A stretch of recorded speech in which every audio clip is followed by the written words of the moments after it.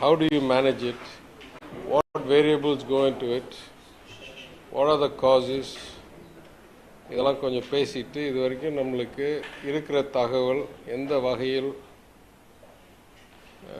நம்ம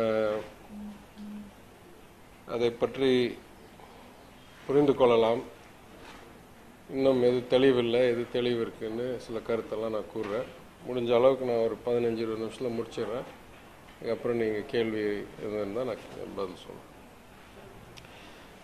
அது பணவீக்கம் இன்ஃப்ளேஷன்ன்றது ரொம்ப it's a very complicated thing. அதில் எத்தனையோ லீவர்ஸ் எத்தனையோ ஃபேக்டர்ஸ் இருக்குது. பொதுவாகவே வாழ்க்கையில் இப்போ தேர்தலில் நான் வெற்றி பெற்றேன்னா அது எதனாலன்றது பொதுவாக நம்பர் தெரியுதே தவிர இந்த வாக்குறுதினால் என்ன, அந்த செயலினால் என்ன, அந்த அனுபவத்தினால் என்ன. ஸோ இங்கிலீஷில் சொல்லுவோம் it's very hard to attribute effect to cause. விளைவு கிடைச்சிச்சு, எதனால் இந்த விளைவு கிடைச்சிதுன்றது பொதுவாகவே வாழ்க்கையிலையும் அதுவும் காம்ப்ளிகேட்டட் சிஸ்டம்ஸ்லையும் அதுவும் இன்ஃப்ளேஷன்லாம் ரொம்ப கடினம். ஆனால் அடிப்படை டெக்ஸ்ட் புக் எடுத்தோம்னா நார்மலாக இன்ஃப்ளேஷனுக்கு ஒன்று சப்ளை சைட் ப்ராப்ளம் இருக்கணும், இல்லை டிமாண்ட் சைட் ப்ராப்ளம் இருக்கணும். சப்ளை சைட் ப்ராப்ளம்னா உற்பத்தியில் ஏதோ சிக்கல் வந்து இருக்கிற தேவை அளவுக்கு டிமாண்ட் அளவுக்கு உற்பத்தி செய்ய முடியவில்லை என்றால் பொருள் வால்யூம் குறைந்து தேவை அதே அளவில் இருந்தால் விலை அதிகரிக்கும். ஓப்பன் மார்க்கெட்டாக இருந்தால் one way of getting inflation. இன்னொரு புறம் இருக்கிறதுலேயே சிம்பிளஸ்ட் வந்து பொருள் அதே அளவுக்கு இருக்க பண புழக்கம் அதிகரித்து ஊதியமெல்லாம் அதிகரித்து எல்லார் கையிலையும் கூடுதல் பணம் நின்னா சேம் அமௌண்ட் ஆஃப் குட்ஸ் மோ மணி. அதனால் வர்ற வாய்ப்பு பணவீக்கம், அதாவது விலை உயர்வு இஸ் ஆப்போசிட் ஆஃப் பணவீக்கம். அது விலை உயர்வினால் பணத்தோடைய வாங்கும் சக்தி பர்ச்சேசிங் பவர் குறையுது. இந்த மாதிரி இருக்கும்போது நார்மலாக என்ன எதிர்பார்ப்போமோ அரசாங்கம் வேற ரிசர்வ் வங்கி வேற. அரசாங்கம் செய்கிறது பேர் ஃபிஸ்கல் பாலிசி. ஃபிஸ்கல் பாலிசினா எவ்வளோ கடன், எவ்வளோ சலுகை, எவ்வளோ பொது விநியோகத்தில் பொருட்கள், எவ்வளோ இலவச லேப்டாப்பு இல்லை இலவச திட்டங்கள், இதெல்லாம் ஃபிஸ்கல் பாலிசி. ஆர்பிஐ செய்கிறது மானிட்டரி பாலிசி. ரீப்போ ரேட் என்ன, பேஸ் லெண்டிங் ரேட் என்ன, money circulation, capital ratio, reserve change பண்ணுறது என்ன, இதெல்லாம் ஆர்பிஐ செய்கிறது. எல்லா நாட்டிலையும் மானிட்டரி பாலிசி ஃபெடரல் பேங்க்கில் சென்ட்ரல் பேங்க்கில் இருக்கும், ஃபிஸ்கல் பாலிசி கவர்மெண்ட் இருக்கும். பொதுவாக பொருளாதார அடிப்படையில் ஃபிஸ்கல் பாலிசி இம்மீடியட்டாக இன்ஃப்ளேஷனை இம்பேக்ட் பண்ணாது. ஓவர் லாங் டேர்ம் 3 மாதம் 6 மாதம் 1 வருஷம் 2 வருஷத்தில் இட் வில் இம்பேக்ட். ஆனால் மானிட்டரி பாலிசி இன்னைக்கு ராத்திரி பணப்புழக்கத்தை அதிகரித்தால் நாளைக்கு வாய்ப்பு இருக்குது. அதே மாதிரி நீங்கள் பார்த்துருக்கலாம், நேற்று 3வது முறையாக 3/4 point 75 basis point 0.75 points federal reserve யூஎஸில் ரேட்டை இன்க்ரீஸ் பண்ணியிருக்காங்க. ஏன்னா அங்கே பணவீக்கம் இன்ஃப்ளேஷன் வந்து 40 வருடத்தில் இல்லாத அளவுக்கு அதிகரித்ததுனால் அதை எப்படியாவது கட்டுப்படுத்தணும் என்று அடுத்தடுத்து பண்ணிக்கிட்டே இருக்காங்க. ஆனால் இன்ஃப்ளேஷன் எப்படி மெஷர் பண்ணுறதுன்னா உறுதியாக 2 வழி இருக்குது. இப்போ கடைசி ஒரு 15 வருஷமாக 3வது வழியே நம்ம கண்டுபிடிக்க தேவை வந்துருச்சு. ஒன்று WPI, ஹோல்சேல் ப்ரைஸ் இண்டெக்ஸ். அதாவது மார்க்கெட்டில் ஹோல்சேலர் விற்கிற விலைகள் அது எவ்வளோ மாறுது, மாதமோ இல்லை குவார்ட்டரோ இல்லை ஆண்டுக்கு ஆண்டோ.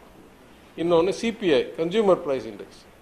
கன்சியூமர் ப்ரைஸ் இண்டெக்ஸில் வெவ்வேறு நாடுகளில் வெவ்வேறு மாடல் வச்சுருப்பாங்க. இந்திய நாட்டில் ஒன்றிய அரசாங்கத்துடைய நிதித்துறையில் இருக்கிற இது ஒவ்வொரு பொருளுக்கு அரிசிக்கு இவ்வளோ, பாலுக்கு இவ்வளோ, கல்வி செலவுக்கு இவ்வளோ, டிரான்ஸ்போர்ட்டுக்கு இவ்வளோ, ஹெல்த் சர்வீஸ்க்கு இவ்வளோ, துணிக்கு இவ்வளோ, ஃபுட்வேர் காலணிக்கு இவ்வளோ ஒரு சதவீதம் கொடுத்து இதோடைய விலைகள் எப்படி மாறுதுன்னு பார்த்து அதை வச்சு கன்சியூமர் ப்ரைஸ் இண்டெக்ஸ் என்ன இருக்குது அப்படின்னா அதனால் பணவீக்கம் எவ்வளோ இருக்குது, இன்ஃப்ளேஷன் எவ்வளோ இருக்குன்னு சொல்லுவாங்க. இது ஓரளவுக்கு ஸ்டாண்டர்ட் தியரியாக இருந்த வரைக்கும் ரொம்ப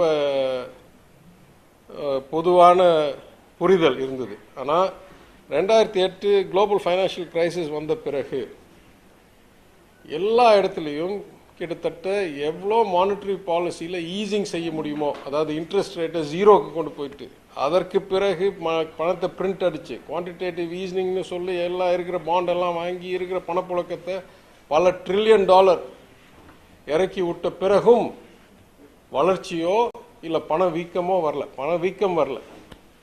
அதாவது சாப்பாடு பொருட்களுக்கும் துணிக்கும் காலணிக்கும் பஸ் டிக்கெட்டுக்கும். ஆனால் என்ன ஆயிடுச்சு, ஆசெட் ப்ரைஸஸ் பயங்கரமாக அதிகரிக்க ஆரம்பிச்சு. ஆசெட் ப்ரைஸ்னால் வீட்டு விலை, சந்தால ஷேர் விலை, பாண்ட் விலை, இதெல்லாம் கேபிட்டல் ஆசெட்ஸ், ரியல் ஆசெட்ஸோடைய ப்ரைஸஸ் பயங்கரமாக அதிகரிக்க ஆரம்பிச்சிச்சு. ஆனால் கன்சியூமர் ப்ரைஸ் இண்டெக்ஸ்லையோ ஹோல்சேல் ப்ரைஸ் இண்டெக்ஸ்லையோ இது வித்தியாசமே தெரியல. அதனால் எல்லாரும் சிந்திக்க ஆரம்பிச்சிட்டாங்க, ஒருவேளை பழைய மாடல்லாம் நாட் ஃபிட் எனிமோரா, புது உலகத்துக்கு வந்துட்டோமா அப்படின்னு. 2008க்கு அப்புறம் பல ட்ரில்லியன் டாலர் லிக்விடிட்டி இருந்தும் இன்ஃப்ளேஷன் காணும். அப்புறம் 2019-20 ஆண்டு நம்மளுடைய ஃபிஸ்கல் இயர் முடிகிற நேரத்தில் கொரோனாவுடைய முதல் அலை. கொரோனா அலை பல வகையில் இது வரைக்கும் 100 ஆண்டில் காணாத ஒரு பொருளாதார சூழ்நிலையை உருவாக்குச்சு. என்ன ஆச்சு, கம்ப்ளீட்டாக ப்ரொடக்ஷனை நிறுத்திட்டோம், கிட்டத்தட்ட முழுசாக டிமாண்டை நிறுத்திட்டோம். ஏன்னா வெளியே போக முடியாது, ஒரு அளவுக்கு ஏதோ சாப்பிடலாமே தவிர பொருள் வாங்குறதுக்கு கூட எல்லாருடைய வாங்குகிற வால்யூமும் குறைஞ்சிருச்சு. அதே சமயம் முதல் முறையாக 2008க்கு பிறகு முதல் முறையாக கவர்மெண்ட்ஸும் ரொம்ப ஃபிஸ்கல் பாலிசியை ஈஸ் பண்ண ஆரம்பிச்சிட்டாங்க. அதாவது நிறைய பணத்தை அரசாங்கங்கள் பொதுமக்களுக்கு வழங்க ஆரம்பித்து விட்டார்கள். ஆஸ்திரேலியாவில் பார்த்தீங்கன்னா வேலைக்கே வராதவங்களுக்கு முழு சம்பளம் அரசாங்கம் கொடுச்சு. அமெரிக்காவில் பார்த்தா எல்லாத்துக்கும் சில $1000 அவங்க அக்கௌண்ட்டுக்கு செக்கில் போட்டுச்சு அரசாங்கம். இது வரைக்கும் வரலாறுல பண்ணாது. நான் 20 வருஷம் அங்கே இருந்தேன், அதெல்லாம் கனவு கூட காண முடியாது. அப்போ திடீரென்று இந்த கொரோனா முடிஞ்சு திரும்பி வரும்போது 2-3 எஃபெக்ட் வந்துருச்சு. ஒன்று, எல்லார் கையிலையும் நிறைய பணம், அதுவும் பெரிய பெரிய மார்க்கெட்டில், குளோபல் மார்க்கெட்ஸில், யூரோப்பில், யூஎஸில், ஆஸ்திரேலியாவில். அதே சமயம் அந்த பணத்தை வைத்து போய் பொருட்கள்லாம் வாங்க போனால் பொருட்களுடைய சப்ளை செயின் அவ்வளோ ஈஸியாக திரும்பி வரலை. முடக்கப்பட்ட அடைக்கப்பட்ட சப்ளை செயின், அது உற்பத்தி மாடல்லாம் ரொம்ப கஷ்டத்தோடு தான் திருப்பி வர ஆரம்பிச்சிது. உதாரணத்துக்கு போன வருஷம்லாம் பல இடங்களில் அமெரிக்காவில் கார் ஆர்டர் பண்ணால் கிடைக்காது. சாதாரணமாக கார் எப்போல்லாம் போய் வாங்கணுமோ அங்கே டீலர்ட்டு போய் வாங்கிக்கலாம் அமெரிக்காவில். ஆனால் கார் உற்பத்தி நின்று போச்சு. ஏன்னா காரில் போடுற கம்ப்யூட்டர் சிப், காரில் இப்போ வீலு பிரேக்கு என்ஜின்லாம் பிரச்சனை இல்லை, காரில் போடுற கம்ப்யூட்டர் சிப்பு தேவையான அளவுக்கு கிடைக்கல. அதனால் கார் ப்ரொடக்ஷனே நின்று போச்சு. அதே மாதிரி பல இடங்களில் உணவுப் பொருட்கள், ஏற்கனவே சீனாவோட இருந்த ஒரு ட்ரேட் வார், என்னென்னமோ காரணங்களுக்காக சப்ளை செயின் டிஸ்ரப்ஷன். எந்த நேரத்தில் எல்லார் கையிலையும் கூடுதல் பணம் இருக்கோ அதே நேரத்தில் சப்ளை செயின் டிஸ்ரப்ஷன் வந்த உடனே திடீரென்று 15 வருடம் வரலாற்றில் இல்லாத அளவுக்கு பணப்புழக்கம் இருந்தபோது வராத பணவீக்கம் எல்லா இடத்துலையும் திடீர்னு பணவீக்கம் வர ஆரம்பிச்சிருச்சு. இப்போ எல்லா ரிசர்வ் வங்கியும் தேர் ஃபைட்டிங் ரியர்கார்ட் ஆக்ஷன். அதாவது ஏற்கனவே பணவீக்கம் பயங்கரமாக அதிகரித்த பிறகு இதை எப்படி கட்டுப்படுத்தலாம் என்ற முயற்சியில் இருக்கிறார்கள். இதுக்கு நம்மளுக்கும் அறிவுரை சொன்னார்கள் ஒன்றிய நிதியமைச்சர். அவங்க சொன்னாங்க, நீங்கள் பெட்ரோல் டீசல் விலையை குறைங்க, அப்போ உங்களுடைய பணவீக்கம் குறையும் அப்படின்னு. நாங்கள் சொன்னால் ஏற்கனவே நீங்கள் சொல்கிறதுக்கு முன்னால் நாங்கள் குறைச்சிட்டோம் ஓரளவுக்கு. நீங்கள் குறைக்கும் போதும் எங்களுடைய ஆட் வெலோரம் டேக்ஸ் இருக்கிறதுனால கூடுதல் எங்களுடைய வருமானம் குறையுது. பம்பில் எங்களுடைய பணம் ₹1.5 பெட்ரோலில் 80 பைசா டீசலில் குறையுது. அதனால் நீங்கள் குறைச்சதையும் நாங்கள் குறைச்சதையும் சேர்த்து வச்சு ஏற்கனவே போதும்னு நினைக்கிறோம். ஏன்னா நல்லா நீங்கள் புரிஞ்சிக்க வேண்டியது, மாநிலங்களுக்கு ஒவ்வொரு ஆண்டும் இந்த ஒன்றிய அரசு கடிதம் எழுதுகிறது.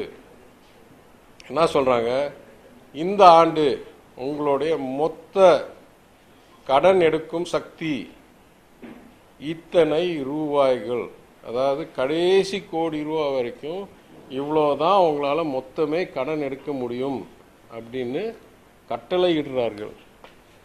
அவங்களுக்கு அந்த மாதிரி எந்த சட்டமும் கிடையாது. அவங்களுடைய எஃப்ஆர்பிஎம் ஆக்டை அவங்க பாராளுமன்றத்தில் கொண்டு போய் ஆண்டுதோறும் 18 ஆண்டுகளாக அந்த சட்ட திருத்தத்தை பண்ணி அவங்க தேவையான அளவுக்கு அவங்க கடன் எடுத்துக்கிட்டே இருக்காங்க. ஆனால் எங்களுக்கெல்லாம் இந்த மாதிரி ஒரு கடிதம் வரும், இந்த ஆண்டு உங்களுக்கு மொத்த கடன் எடுக்கும் சக்தி இத்தனை கோடி ரூபாய். உதாரணத்துக்கு 22-23 ஆண்டு 83,955 கோடி ரூபாய். என்ன ஆனாலும் இதற்கு மேல் நீங்க கடன் எடுக்கக்கூடாது அப்படின்னு லெட்டர் வந்திருக்கு. ஒவ்வொரு மாநிலத்துக்கும் ஒவ்வொரு ஆண்டும், அதாவது நம்மளுடைய பொறுப்புள்ள நிதி மேலாண்மை சட்டத்தை நம்ம மாத்தினாலும், மாத்தின பிறகும் நம்ம இல்லை எவ்வளோன்னா நான் 1 லட்சம் கோடி எடுக்கலான்னு நம்ம சட்டத்தை மாத்தினாலும் அதை மீறும் இந்த கட்டளை.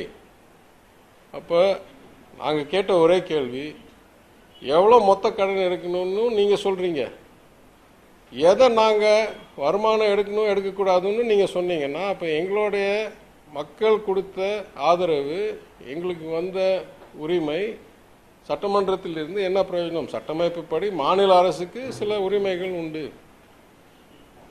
உதாரணத்துக்கு நம்ம எல்லா இடத்துலையும் பொது விநியோக திட்டத்தை அதிகரிக்கணும்னு நினைக்கிறோம், அதுக்கு பணம் எங்கேருந்தாவது வரணும்ல. அப்போ எவ்வளோ கடன் எடுக்கிறதுன்னு நீங்கள் லிமிட் பண்ணுவீங்க, எப்படி நாங்கள் சம்பாதிக்கணும் சம்பாதிக்கக்கூடாதுன்னு நீங்கள் சொல்லுவீங்க. அப்போனா எஃபெக்டிவாக நீங்கள் என்ன சொல்கிறீங்க, உங்களுடைய திட்டங்கள்லாம் நாங்கள் சொல்கிறபடி தான் நடத்தணும். இது எப்படி நியாயமாகும்? எங்கள் திட்டங்களை நாங்கள் நடத்திக்கிறோம், எங்கள் வருமானத்தை நாங்கள் பார்த்துக்கிறோம்னு சொன்னோம். அப்படி பார்த்தா பொது விநியோக திட்டத்தில் நான் ரொம்ப டீட்டெயிலாக போகல, நீங்கள் கேள்வி கேட்டால் நான் பதில் சொல்கிறேனே தவிர, ஏற்கனவே என் துறையில் மிக சிறப்பாக பணியாற்றுற வைஸ் சேர்மன் பேராசிரியர் ஜெயரஞ்சன் அவர்கள் பெரிய ஒரு லாங் ப்ரெஸ் கான்ஃபரன்ஸ் நேற்று நடத்தி ஒவ்வொரு பொருளுக்கும் எவ்வளோ மானியம் என்னெல்லாம் சொல்லியிருக்காரு. அந்த தகவல் என்கிட்டையும் இருக்குது, நீங்கள் கேட்டிங்கன்னா சொல்கிறேன். ஆனால் எங்களுடைய தத்துவம் எல்லோருக்கும் எல்லாம் முதலமைச்சர் எங்களுக்கு கொடுக்குற அறிவுரை, வழிகாட்டுதல், கட்டளை, அந்த அடிப்படையில் பொது விநியோக துறைக்கு செலவை மிகவும் அதிகரிச்சிருக்கிறோம்.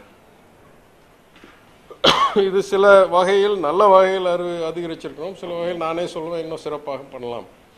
ஆனால் பொதுவாக போன ஆண்டு கிட்டத்தட்ட 20,000 கோடி ரூபா பிப்ரவரி மாதத்தில் எனக்கு முன்னாள் நிதியமைச்சராக இருந்த திரு ஓபிஎஸ் திட்டமிடாத செலவை நாங்கள் செலவு செய்தோம். ஏன்னா கிட்டத்தட்ட 8,000 சொச்சம் கோடி ரூபா அந்த அட்டைக்கு 4,000 ரூபா கொடுக்கறதுலேயே போச்சு. அதுக்கப்புறம் 14 பொருட்கள் இது பண்ணி கொடுத்தோம், அப்புறம் பொங்கல் போட்டு கொடுத்தோம். அதுக்கப்புறம் மருத்துவத்துறையில் ஏகப்பட்ட செலவு வந்துச்சு, 2 லாக்டவுனு, பல மருத்துவ டெம்பரரி மெடிக்கல் ஃபெசிலிட்டிஸ் உருவாக்க வேண்டியது, எங்கேருந்தெல்லாம் ஆக்சிஜன் கொண்டாட வேண்டியது, மருந்து வாங்க வேண்டியது, எத்தனையோ வகை. ஆனால் ஒரு அரசாங்கத்தோடைய திறமை நிதியை பொறுத்த வரைக்கும் 3ஐயும் பேலன்ஸ் பண்ணும். ஒரு புறம் சாமானிய மக்களுக்கு வாழ்க்கையை பாதிக்காத அளவுக்கு பண வீக்கத்தை குறைக்கும். ஏன்னா இங்கிலீஷில் சொல்லுவாங்க, inflation is like a hidden tax, அதாவது மறைமுகமாக வரியாக கருதணும் பணவீக்கத்தை. ஏன்னா பணக்காரங்க அந்த அளவுக்கு பண உயர்வு அவங்களுடைய சாப்பிட்ற பொருளையோ இல்லை அவங்க போடுற பெட்ரோலையோ இல்லை அவங்க போகிற விமானத்தையோ அவங்க மாற்ற மாட்டாங்க. ஆனால் ஏழை எளிய சாமானிய மக்களுக்கு அந்த ஒவ்வொரு வீக்கமும் ஒரு விலை உயர்வும் அவங்களுடைய வாழ்க்கை முறையை, அவங்களுடைய பர்ச்சேசிங் பவர், வாங்கும் திறனை, அவங்களுடைய வாழ்க்கை சாப்பிட்ற அளவை பாதிக்கும். அப்போ அரசாங்கத்துடைய கடமை இன்ஃப்ளேஷனை கட்டுப்படுத்துவது. அது பல வகையில் பண்ணலாம். ஜெயரஞ்சன் அவர்கள், பேராசிரியர் ஜெயரஞ்சன் அவர்கள் நேற்று தெளிவாக எடுத்து சொல்லியிருக்கிறார். எவ்வளோ கோடி ரூபா, 2,000 சொச்சம் கோடி ரூபா அரிசிக்கு,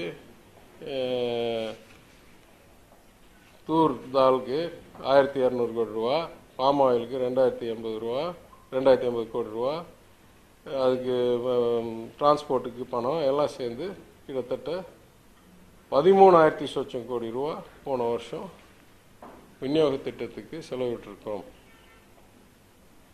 அது 2 வகையில் பார்க்கலாம்.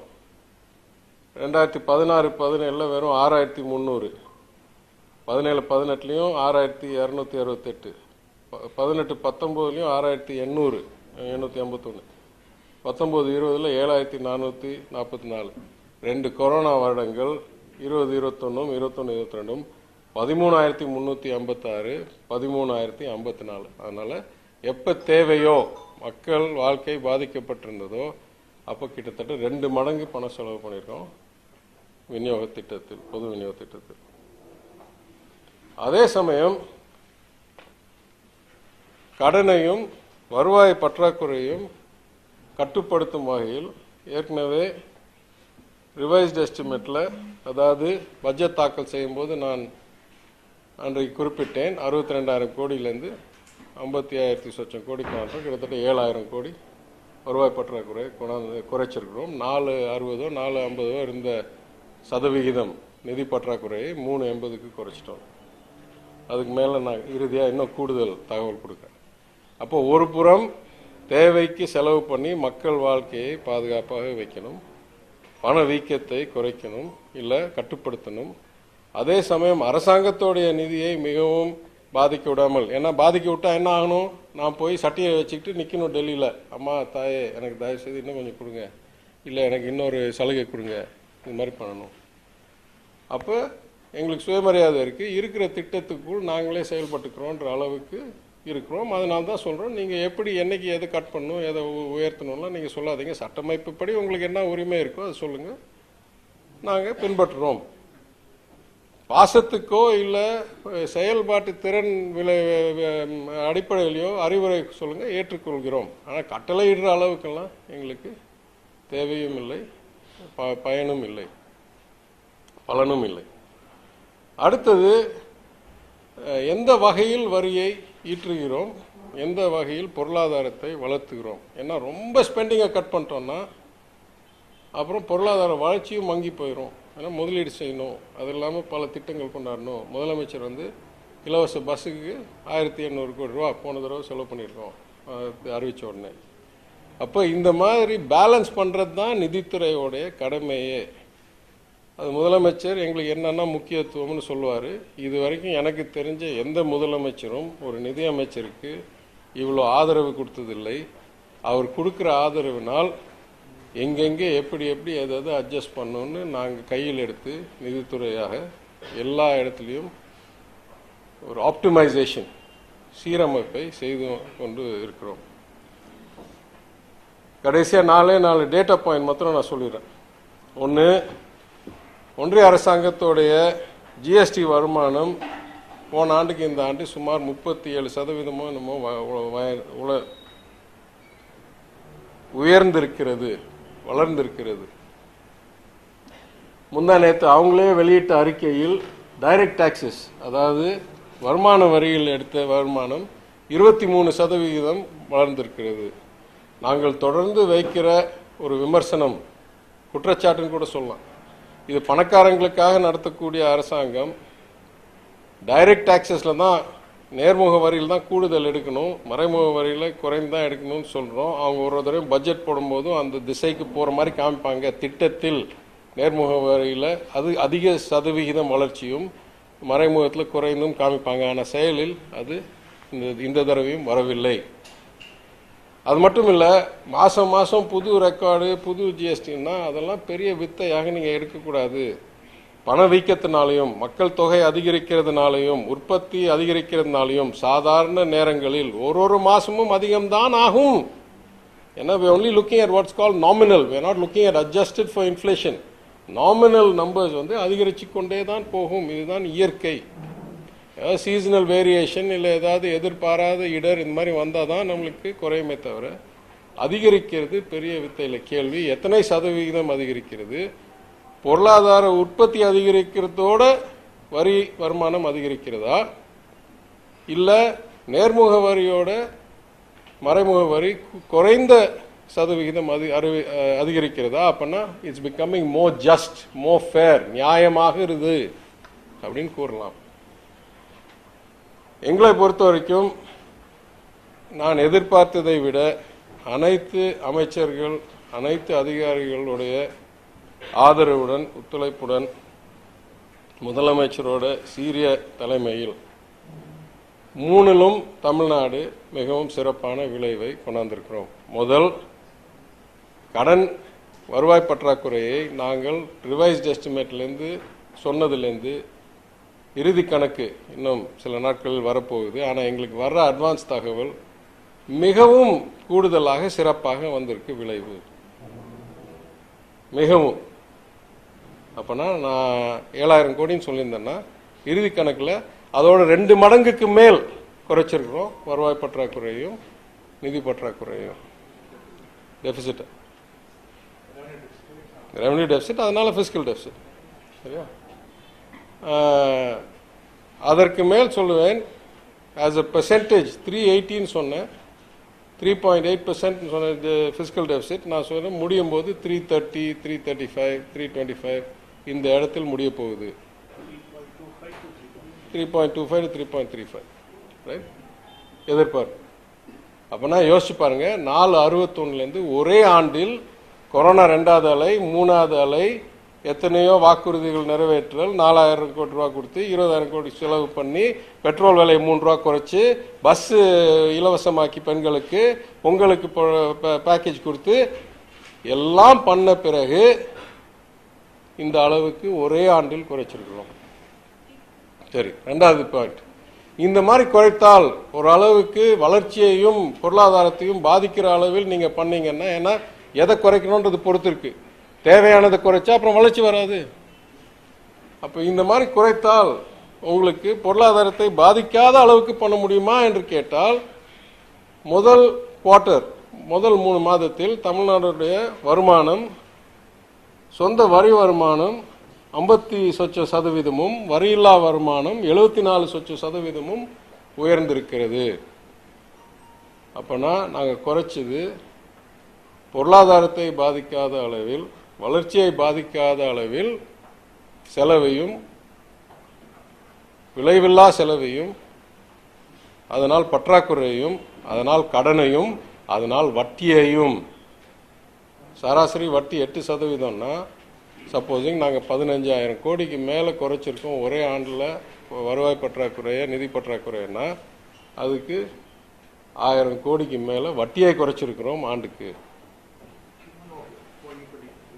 ம் 22-23. இறுதியாக சொல்றேன், இந்த பக்கம் கடனை குறைச்சிட்டோம், வருவாய் பற்றாக்குறையை குறைச்சிட்டோம், அந்த பக்கம் அதே சமயம் வளர்ச்சி சிறப்பாக போயிட்டு இருக்குன்னா, 3வது லெக் ஆஃப் த ட்ரேட், அந்த ஸ்டூலோடைய 3வது கால், அப்ப பணவீக்கம் அதிகமாயிருச்சா?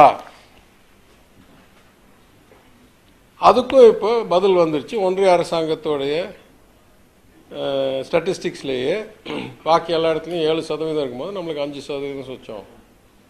அப்போ இது இங்கிலீஷில் சொல்றோம் பெர்ஃபெக்ட் ட்ரைஃபெக்டா, வின் வின் வின்.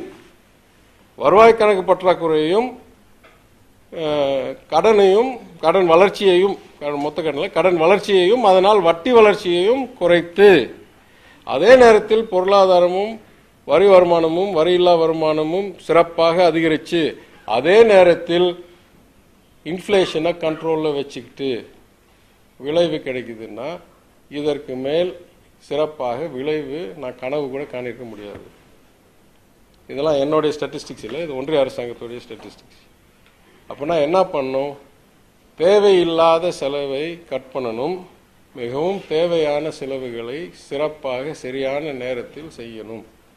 இது செஞ்சாதான் இந்த மாதிரி விளைவு கிடைக்கிறதுக்கு வாய்ப்பு. இது தயவுசெய்து யாரெல்லாம் நேஷனல் மீடியாவில் இருக்கீங்களோ வேற ஸ்டேட்ஸை கம்பேர் பண்ணுங்க. On all 3 dimensions, what is the proportion of deficit reduction, what is the rate of growth in revenue, and what is the inflation. இது 3 சேர்த்து வச்சு தமிழ்நாடு எங்க ரேங்க் பண்ணுதுன்னு கொஞ்சம் பாருங்க. அதோட நிறுத்திக்கிறேன், கேள்வி இருந்தா கேளுங்க. Obvious question will be, where have you done this? Some of the measures which you undertook, which has failed, or giving you this kind of. Sir, I'm sorry. No. I'm sorry to say there are no magic bullets in life. I can consciously tell you that I have processed something almost near 5,000 files. At least few hundred of them I have sent back for various corrections, changes, questions, queries. Not one time the Chief Minister has called me and said, for political reasons, you just approve it anyway, or don't ask these questions. Right? Number one. Number two, எத்தனையோ துறையில் என்னென்னமோ நடத்திட்டு இருக்கோம். இப்போ நான் சொல்கிறேன், நேற்று ஒரு 6-8, இன்றைக்கி ஒரு 6-8 துறையும் ஃபைனான்ஸ் செக்ரட்டரியோட, சீஃப் விஜிலன்ஸ் கமிஷனரோட, டிவிஎஸ்சியோட, ஹெச்ஆர்எம் செக்ரட்டரியோட, அக்ரிகல்ச்சர் செக்ரட்டரியோட யாரெல்லாம் இன்றைக்கி வந்து போனாங்க.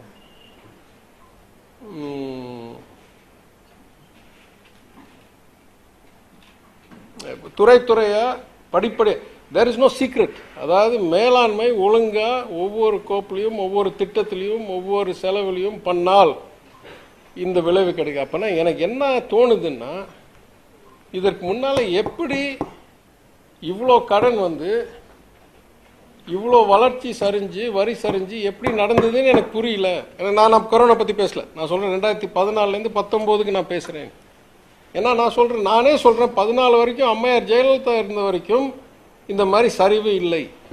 Tamil Nadu was a revenue neutral state from 2003 FRBM Act introduction till 2014 till she was continuously in அதாவது 3 வருஷம் ADMK, 5 வருஷம் DMK, 3 வருஷம் ADMK. அந்த 11 வருஷத்தில் பிரச்சனையே இல்லை. அதாவது நிதி பிரச்சனை நான் சொல்லுவேன், எங்களுடைய திட்டம் சிறப்பான இருந்துச்சு, வளர்ச்சி எங்களுக்கு தான் கூடுதல் வந்துச்சு, அதெல்லாம் உண்மை. ஆனால் நிதி மேலாண்மையில் பிரச்சனை இல்லை. 2014 19 மிகவும் சரிஞ்சு கண்ட்ரோலே இல்லாமல் செக்கே இல்லாமல் போயிடுச்சு. கொரோனா அது இன்னும் மோசமாக்குச்சு. இப்போ அதை திருத்திக்கிட்டோம்.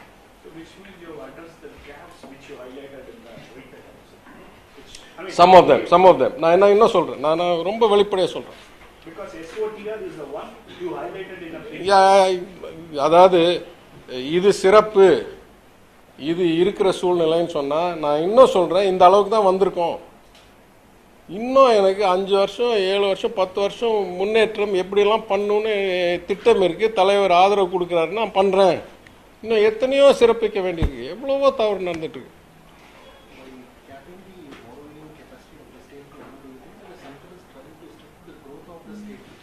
No, I think they're trying to control how we work, how we act. I don't think they're trying to stifle the growth. I think they want only one authority in Delhi and everybody else to say whatever you say we'll do. I think it's a question of removal of what can I say, decision making ability or independence. சுதந்திரத்தை இழக்கிறதுக்கு பண்ற திட்டம் இது.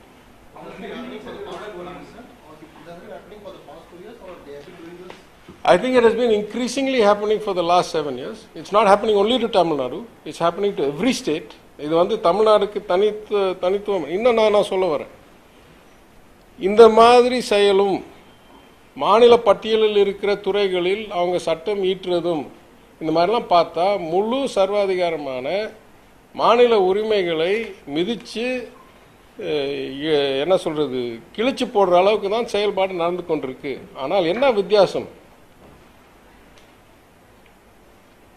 Finance commission அடிப்படையில் பண்ணியே ஆகணும், அதை மீற மாட்டார்கள் என்ற நம்பிக்கை இருந்தாலும், இல்லை தமிழ்நாட்டுக்கு ஒரு சட்டம் குஜராத்துக்கு ஒரு சட்டம் அப்படின்னு அந்த அளவுக்கு ஜனநாயகத்தை படுகொலை செய்யாமல் இருந்தாலும் எனக்கு நம்பிக்கை இருக்குது. எங்கள் முதலமைச்சர் வச்சு நாங்கள் சிறப்பான விளைவை அடுத்த ஆண்டு கொண்டு வந்தே இருப்போம். ஏன்னா அந்த அளவுக்கு நம்ம கையில் இருக்குது. நம்ம பெரிய மாநிலம், பணக்கார மாநிலம், எத்தனையோ நம்ம கண்ட்ரோலில் இருக்குது. இப்போ உதாரணத்துக்கு சுப்ரீம் கோர்ட்டில் ஒரு கேஸ் போயிட்டுருக்கு. என்ன சொல்கிறாங்க, கோயிலெல்லாம் தனிமயமாக்கணும். நம்ம கோயிலை தேசமயமாக்குனது எந்த கோயிலை? அரசர்கள் பெரிய கோயில்களை, கலாச்சாரம் சிறப்பு வாய்ந்த கோயிலுக்கு 1926 நம்ம தேசமயமாக்கணும். 2011 12 13 10 பிரதமர் குஜராத் முதலமைச்சராக இருக்கும்போது அவர் அங்கே தேசமயமாக்கினாரு குஜராத் கோயில்களை. இன்னைய வரைக்கும் போன வருஷம் வரைக்கும் உத்தராகண்டில் பிஜேபி கவர்மெண்ட் தேசமயமாக்கிட்டு இருக்கு. அப்போனா அதில் என்ன ஜட்ஜ்மெண்ட் வரணும், எல்லாரும் நீங்கள் இருக்கிறபடி இருங்கன்னு சொல்லணும், இல்லை எல்லாரும் திருப்பி யார்கிட்டயோ கொடுங்கன்னு. யாரும் எனக்கு கனவு தெரியல.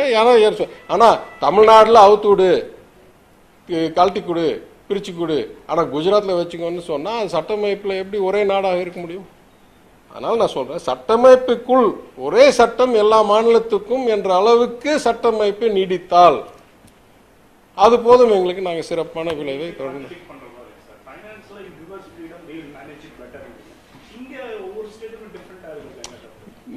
Why should it be different? The law is the law, right? It should be the different ways. No. Either it is a constitutional right. No. The only way that the Supreme Court can enter into this is the constitutional right that has been trampled. Is there a different constitution for Tamil Nadu, different constitution for Gujarat? They have to give the same constitutional right? Administration is not within the jurisdiction of the court. I've said it before on freebies. I'll say it again. The democratic system gives the right of administration to the people elected by the voters, not by the court. So if the court feels it has to interfere on the basis of a constitutional right being trampled. Is there a different constitutional right in Gujarat than in Uttarakhand and in Tamil Nadu? What are you talking about? Let's come to the economic side. One more question. Given the current trends, No, sir, there are 20, 30 of you. Let each one ask a question. You can't keep asking any. Right. One of the main accusation against Tamil Nadu government is that, after the implementation of GST, the state's revenue are much more dependent on, revenue collection from tax and state's stamp duty collection, registration duty are one of the highest in the country. The real estate industry has been asking to reduce that. So, few industries are being adversely affected due to this revenue collection. I think all your statistics are wrong. I think the total revenue collection from TASMAC as a percentage of GSDP has declined seriously from 2011-12 when the rule changed till now. It has kept on declining. I'm the first guy that says there's massive problems in the collection of VAT and excise in TASMAC because the volume of crates sold has barely doubled in 10 years. If I look at any other state, the volume of crates sold has more than tripled or quadrupled. There's something structurally wrong. அதனால் ஆக்சுவலாக facts and figures வச்சு பேசுனீங்கன்னா அதெல்லாம் ஒன்றும் சதவீதம்லாம் அதிகரிக்கவே இல்லை. In fact it may have gotten worse than GST's increase.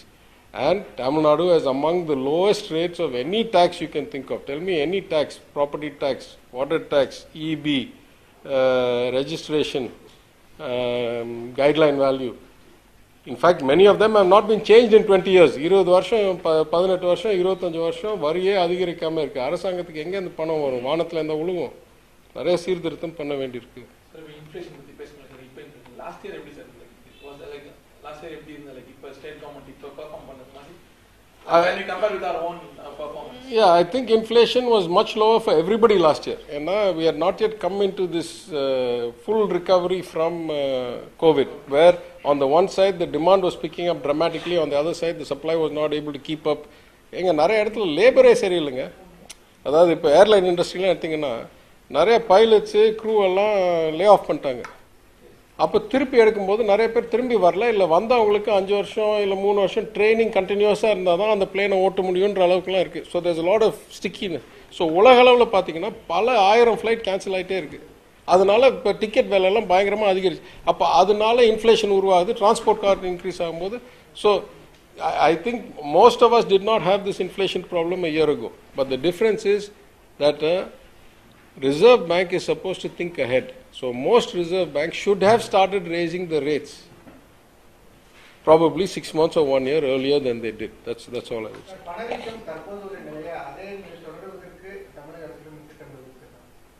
Sir நான் திருப்பி சொல்றது ரொம்ப காம்ப்ளெக்ஸ் சார். அதாவது ஏதோ ஃபிஸ்கல் பாலிசியில் ரொம்ப நான் ரொம்ப தெளிவாக I have given you such a detailed explanation. Inflation is not something that a government can control directly or very easily, right?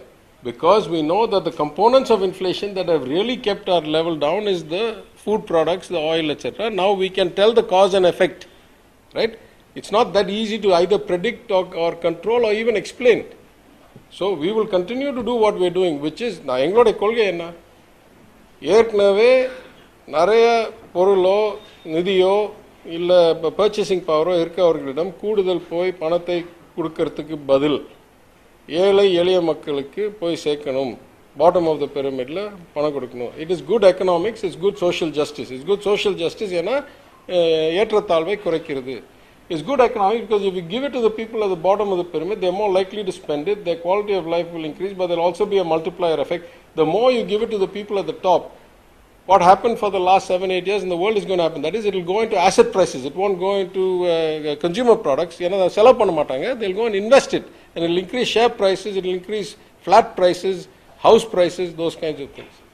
So Sorry, as you said, like food products now was a major cause for a decline in inflation. Because we don't have any shortage in the entire country, food shortage. But இல்லைங்க சில இடத்துல shortage இருக்கிற மாதிரி எனக்கு தகவல் வருது. Though I'm not an expert, I'm told that the wheat supplies in North India did not materialize. And because of a policy taken by the union government that they were going to allow exports and do a lot of diplomacy with that, they had been heavily exporting. First 2-3 months, first 6 months, the export of wheat was more than double what the export of wheat has been allowed since June. So it may have been bad policy also that led to the inflation, because we eat more rice, they eat more wheat. So again, I'm not trying to take credit for things that we don't know. I'm just saying we have been able to do all three things well. We have been able to manage the deficit and the government's fisc. At the same time, make sure that the economy is booming. At the same time, keep inflation under control. I'm sorry, I have to go. Thank you. No, it has to be somebody else. Yeah. பணவீக்கத்தை காட்டிலும் இளைஞர்களுக்கு வேலை வாய்ப்பு அதிகப்படுத்துவது, அதே போல வருவாயை பகிர்வதுதான் அரசாங்கத்தோட நோக்கம் அப்படின்னு நிர்மலா சீதாராமன் பேசியிருப்பாங்க. அது எப்படி பாருங்க? இல்லைங்க, எல்லாமே அரசாங்கத்தோடைய நோக்கம் தான். எங்களுக்கு மாத்திரம் வேலை வாய்ப்பு உருவாக்குவது ஆசை இல்லையா? நிதித்துறை என்னுடைய முதன்மை கடமை நிதியை ஒழுங்காக மேலாண்மை செய்கிறது. நிதியால் உருவாக்கப்படுற திட்டங்கள், என்ன ஸ்கீம்ஸு, இன்வெஸ்ட்மெண்ட்ஸு ஒழுங்காக வளர்ச்சிக்கு வழிவகுக்கிறது. அதே சமயம் இன்ஃப்ளேஷன் உருவாக்காமல் ஃபிஸ்கல் பாலிசியால் எந்த அளவு முடியுமோ, திருப்பி சொல்கிறேன், fiscal policy is not that great a controller of inflation under normal circumstances. But இதை எங்களுக்கு எப்படி பண்ணணுன்றது என்னுடைய இலக்கு. இப்போ கூட முதலமைச்சர் மதுரைக்கு 10,000 சீட் உள்ள டைட்டில் பார்க்க அறிவிச்சிட்டு வந்திருக்காரு. நான் 6 மாதமாக வெளிநாடு, America, Canada, Australia, Singapore, UK எல்லாம் போய் ஏற்கனவே கிளையண்ட்ஸை லைன் அப் பண்ணிட்டு வர்றேன். பெரிய பெரிய கம்பெனிஸை அங்கே சீட் எடுக்கிறதுக்கு ஓரளவுக்கு இந்த மாதிரி நீட் இருக்குது, லைன்ட் அப் கிளையண்ட்ஸ் இருக்காங்க, பைப் லைன் இருக்குன்னு தெரிஞ்ச உடனே அறிவிச்சிட்டு இப்போ 18 monthsக்குள்ளே we are going to try, maybe 18-20 months we'll try and get the building up. Then we'll know that we have the jobs, and those will be high-end jobs. Those won't be like BPO or call center jobs. Those will be R&D jobs or fintech jobs or AI jobs, and those will have multiplier effects and will create an ecosystem of excellence to draw the kinds of right people. So it's our job also to manage, but not mine particularly. முதலமைச்சர் எல்லாத்தையும் பார்க்கிறார், நான் நிதித்துறையை பார்க்கிறேன்.